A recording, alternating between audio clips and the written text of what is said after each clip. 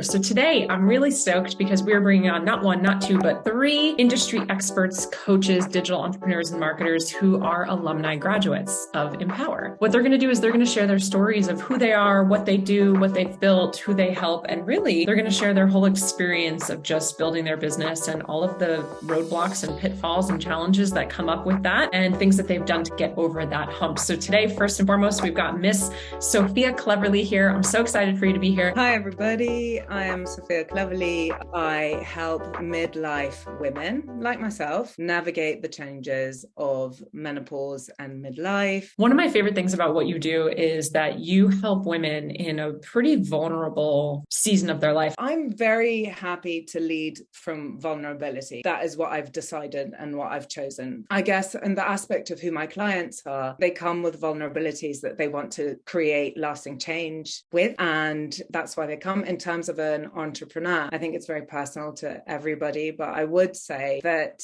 you're far more relatable when you share your story. And that is something that I learned in Empower, is that my story is my power. One of my favorite posts that you did, it went viral, it went semi-viral. And I don't think that was your intention, but you had put up a post, it was a reel, and it was you dancing, which a lot of people in their midlife don't want to do, right? We think that in order to build a successful business, we have to do the dance and point thing from TikTok. And that's not true at all, nor is that what you did, but you were just dancing, like a somatic expression of moving your own energy. And you had some words on the screen and it wasn't some crazy editing and transition. It was a very easy thing to post and it ended up going basically viral, which was really cool. How do you think that affected your business? Do you think that it increased your followers and did those followers convert into clients? So I never did social media to be viral. I'm not letting the people drown. So part of that, the way that I came to do that video was like, I love dancing. That is something that brings me immense joy. So through being vulnerable and authentic, I just literally put on a song that I liked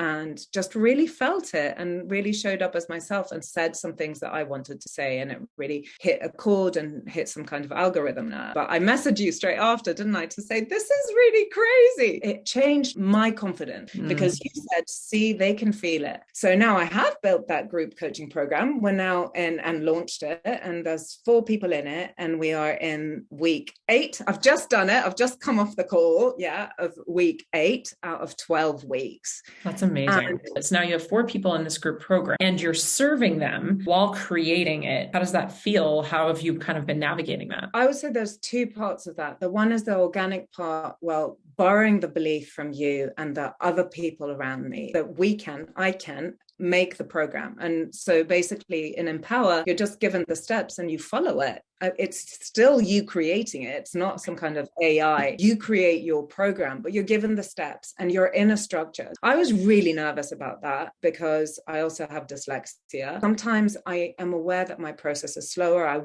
got 3 kids. I've got a full life. I've got clients and I was nervous about it, but I made a deal with myself. I'm going to finish, I'm going to launch, and I'm going to thrive. And I did that. And I launched it. You have 3 kids. You have a job. You have a life. You have limiting beliefs. You have dyslexia, right? Neurodivergent, different ways of learning. There's all of these things that could be either excuses, challenges, barriers, or just roadblocks to hinder you from doing it. You made a commitment to yourself. What are some thoughts or words of wisdom that you would have for someone, quite frankly, who's on the fence about joining? Like, what's something you would say? What would you have said to yourself however many months ago it was now at that point when you were like uncertain about joining? I took a deep breath and I thought, I believe in myself. I know this is the right thing to do. My gut is telling me, yes. I am 49.75 years old and my gut is telling me, yes, I have proof from all the people, graduates like me, that this method works. And I believe and trust these people. And so now going back and looking at that person and giving her a hug, I was like, you did exactly the right thing because you listened to what you wanted to do and you went ahead and you did it. Bless you at 49 years of age. It is not easy starting again. There are loads of midlife women here. So trust your gut and make it happen. I adore you. I love you so much. Where can people find you if they want to learn more about you and what you're doing? You can find me at Sophia Cleverly. So Sophia Cleverly, Cleverly.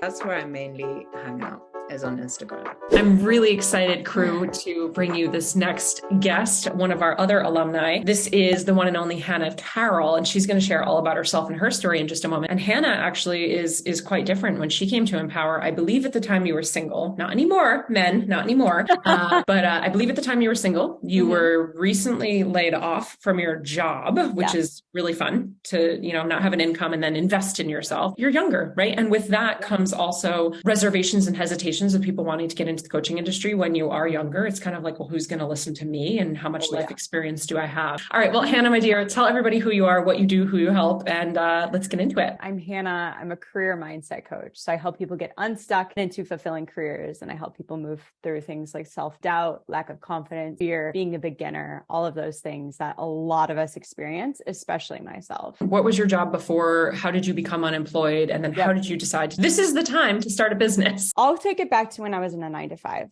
I worked in supply chain management because that's what I studied. And if you can picture this for a minute, I was at my supply chain job, but I did fitness on the side and I loved it. I remember sitting there at my desk with my hands on the keyboard and staring blankly off into our rooms and just thinking to myself, there has to be more for me in my life than this. But all of those outside voices telling me, what are you going to do? Be in fitness? Are you going to make money in that? Like, there's no way you can make money. You'll work weekends, you'll work a split schedule, and all of these outside influences. And to be honest, internal influences telling me that I'm not good enough, that I don't have what it takes. And so it took a lot, but I finally made that leap beginning of March of 2020 to move out of supply chain management and start in fitness. I was going to be a personal trainer at Facebook. It was my dream job. And in the middle of my 2 weeks notice, everything shut down. I asked for my job back in supply chain. I didn't know that. Yeah, I asked for my job back and they were like, no,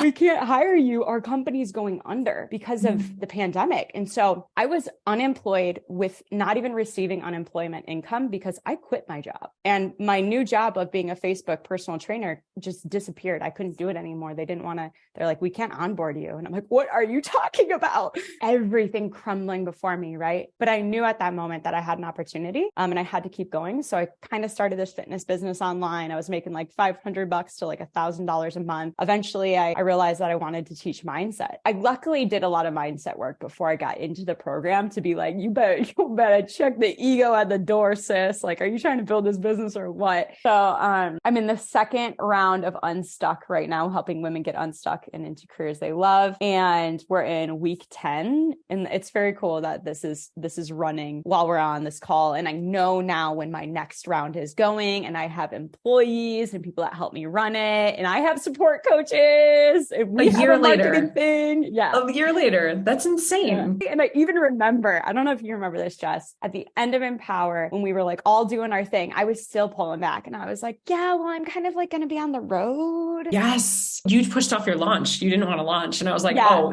that's not happening. We're launching. Yeah. Oh yeah. You and MT were like, I'm pretty sure that you can do both. And I was like, oh, I'm so scared. Right. Yeah. My mindset wasn't very strong at the moment. A year later, I now have those systems in place and have taken action because of being in Empower, surrounded by so many other people that are doing it. One thing I love about working with you guys is that you over deliver and you continue to over deliver and you continue to serve. And I love coming to these things. And I was voice noting somebody yesterday who's going to join Empower. And I was talking about the community that she's going to have, not only for the next 3 months, but like for eternity. What would you say to someone who's on the fence? What would you say to yourself back in the day to make the decision faster? Get clear on the two voices that are speaking, because one of those voices is your future self. One of those voices is very empowered and says, you got this. This voice says you're worth more. This voice says you can make something, you can build something, you can do this. Very empowered, right? And the other voice is our fear-based voice based on our conditioning. And it says, I don't know. What will your dad think? What if you fail? And that voice will now and always stop you from your greatness if you let it. And so at some points in life, you have to bet on yourself in order to grow into the person that you are meant to be. Hanna Caroll, I love you so much. Where can people find you and learn more about you and work with you? Yeah, very easy. You can find me on Instagram. I am at Best Life by Hanna, like living your best life, honey. And I'm Hanna with one H. So it's Hanna, Best Life by Hanna. I'll see you on there. Send me a DM, say what's up. And then we've got Soji, one of the OGs. One of the things that I'm really excited to talk about today, of course, is your story. I'm thrilled to bring your energy to the room because your energy is next level. But it's been so cool to watch you continue to grow your business and scale your business year after year after year. People often wonder, like, what happens after Empower? And you're a story of what happens after Empower. And it's not that you built this 9-figure company and you're flying private jets, but you actually had your first baby while in Empower. And then you had your second baby after Empower. And so here you are now, a completely different person than you were when you came through Empower. So I'm stoked for you to just pour back into everybody. And hopefully you can share parts of your story because where you came from is relatable to a lot of people. So Soji James, my dude, welcome. I appreciate you so much. First off, Jess, I miss you. I'm giving you virtual hugs and kisses over here. You're my girl. You already know the vibes. I learned so much from you being in your program. You changed my life. I'm a dude, man. I'm from the projects in the Bronx. And, I grew up in an area where there wasn't a lot of opportunity, man. At least a lot of people who came from there didn't think there was, and I kind of felt different. I felt different, but, like my grind was got to constantly work harder. So, at that point when I met Jess, I was a trainer in the city. So I'd actually moved up to Beacon at this point. I was married, just had my first kid, and I was still getting up at 4 a.m. I was jumping on a train, coming down to the city, and I wasn't home until 8 p.m. And I love to help people. I love to transform lives. But I said to myself, growing older, and just even now, it's something I'm continuing to work through. And I said to myself at that time, I want to be a different dad. I want to be a different individual who's not just here and available for everyone else who I'm working with. I want to be a present guy who can be an active member of my kids' lives. You know what I mean? I said there has to be a way to do both.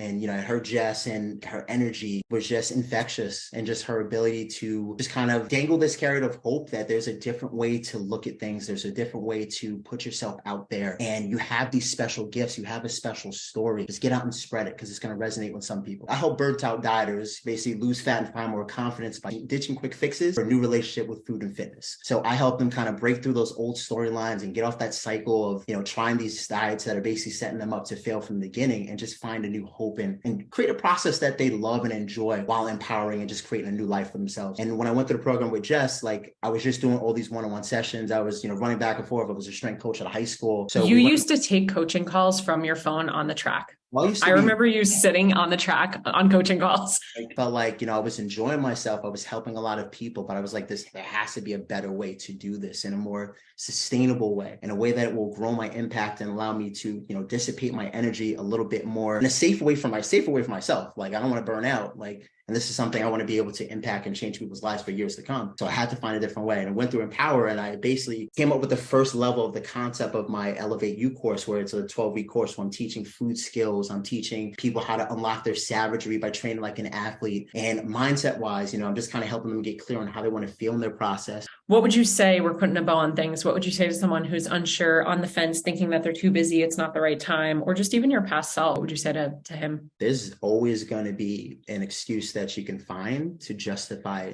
staying the same. And if I was talking to my past self, I would say, take that risk. Your life is going to look so much more different if you just take that step. If you take the first step, take the chance on yourself. Oh man, I love you so much. Where can people find you? How can they work with you? How can they follow you? You can find me on Instagram at soji.james1. That's soji.james1. Also on TikTok at the same name. And I would love to see you. Any questions about your experience or what I went through, please feel free to reach out. I always love to connect with amazing individuals such as yourself. Love you so much. I love you. I can't wait to see you in person and give you a hug one of these days. Thank you for the opportunity. I appreciate you so much. I appreciate you. All right, my friends, the reason that we share some of these stories is not even to talk about Empower. It's really to show you what is possible. It's to show you the types of people that come through the program. It's to show you where they were before, what they've been through, the amount of stories that we have every time we run DBE Live. So thank you so much. Have a great night.